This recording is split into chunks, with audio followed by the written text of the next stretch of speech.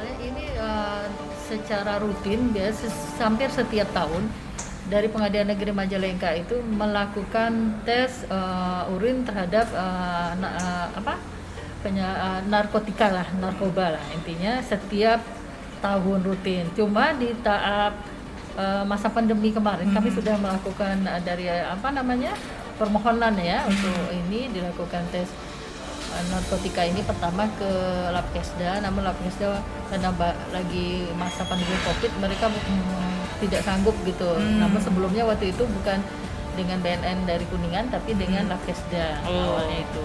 Dan itu merupakan program dari Mahkamah Agung juga dalam rangka kegiatan untuk APM, akreditasi penjaminan mutu, dan juga di tahap zona integritas juga.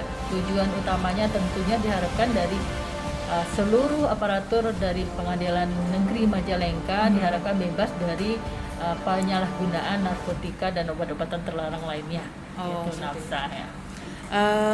Berapa pegawai itu dari sini terus yang dites apakah semuanya? Saat ini Pengadilan Negeri Majalengka memiliki kurang lebih 43 orang dari person dari baik itu rekan hakim, pejabat struktural fungsional serta rekan-rekan honor.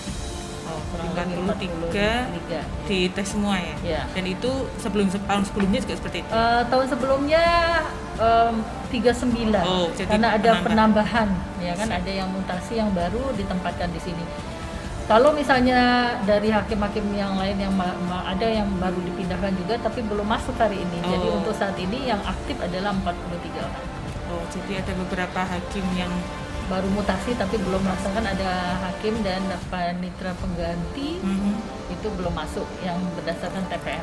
Kebetulan Ibu juga kan kena ruling mutasi untuk berikutnya, tapi Ibu masih sekarang sebelum Ibu melepaskan jabatan nanti maksudnya menyelesaikan semua program di tahun ini selesai semua ini sampai tes menuntaskan tugas gitu ya. Iya.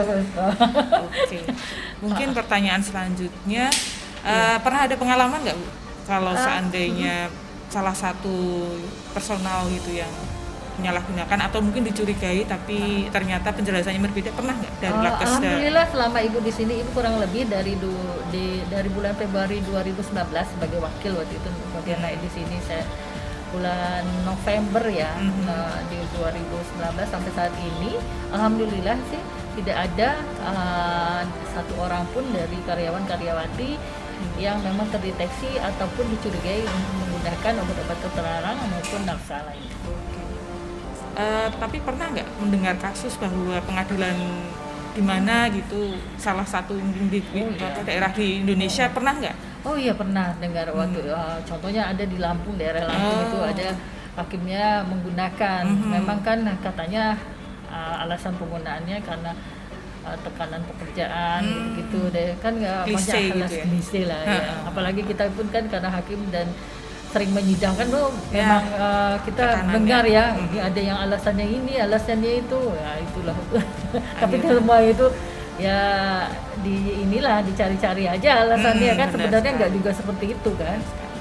Jadi memang di Indonesia pernah kejadian dan tegas ya Mahkamah Agung. Iya, Mahkamah Agung menjatuhkan sanksi yang cukup tegas terhadap aparaturnya, baik hakim maupun pegawai lain dari Mahkamah Agung sendiri yang menyalahgunakan atau terbukti dia menggunakan narkotika dan obat-obat terlarang lainnya. Nah, ini kalau seandainya ya, tapi ya nauzubillah dari jangan sampai. Kalau ada personil bawahan Ibu ada yang menyalahgunakan itu prosedurnya akan seperti apa kan?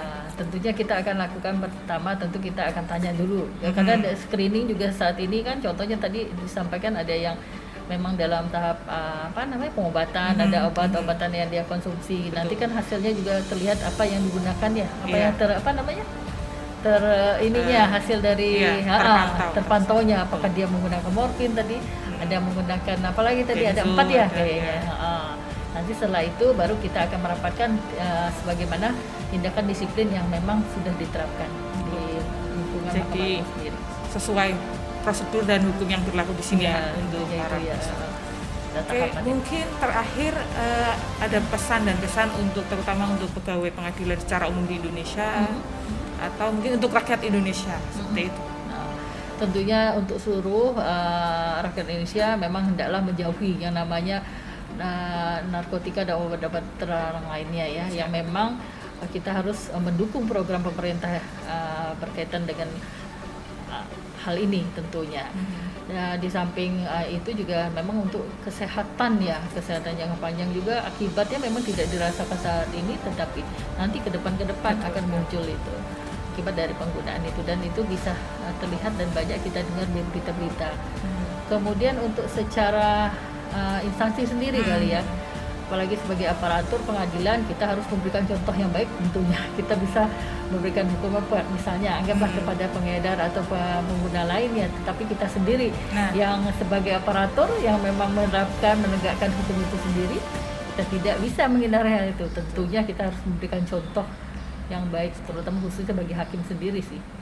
Oke, mungkin itu cukup. Terima kasih untuk ya, sama-sama. Kami waktunya. juga mengucapkan terima kasih terhadap BNN dari Kuningan yang sudah memberikan kesempatannya untuk bisa mengapresiasi kami untuk bisa melakukan tes urin hari ini. Terima kasih. Sami-sami.